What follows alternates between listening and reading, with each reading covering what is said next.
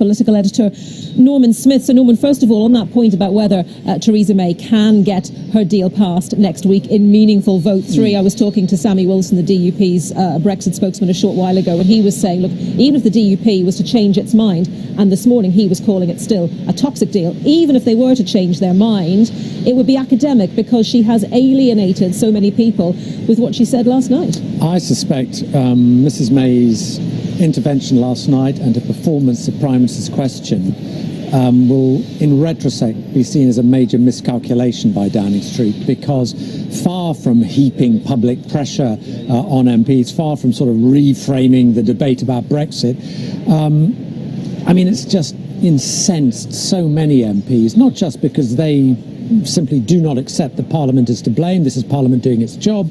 Many of them take the view the problem here is Mrs May, it's her red lines, it's her divided party, it's her lack of leadership, she's boxed herself in, she is the problem. But it's more than that. I think there is, I mean, people are incandescent at the way she sort of pitched public opinion against Parliament. Because, not just because there's sort of, you know, the broad sense that, you know, Parliament is central to our democracy, you cannot have a Prime Minister denigrating Parliament, but because we live in very charged times. And we know there are all sorts of volatile opinions around. MPs do get death threats, and many of them just think it was the height of irresponsibility. Now, I don't know whether we can show you the Speaker in the Commons, but he was speaking in the last half hour.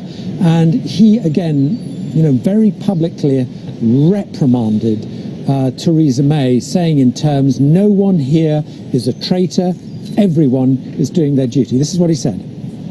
None of you is a traitor. All of you are doing your best. This should not be, and I'm sure will not prove, to be a matter of any controversy whatsoever. From the chair, let me say that I believe passionately in the institution of Parliament, in the rights of members of this House, and in their commitment to their duty.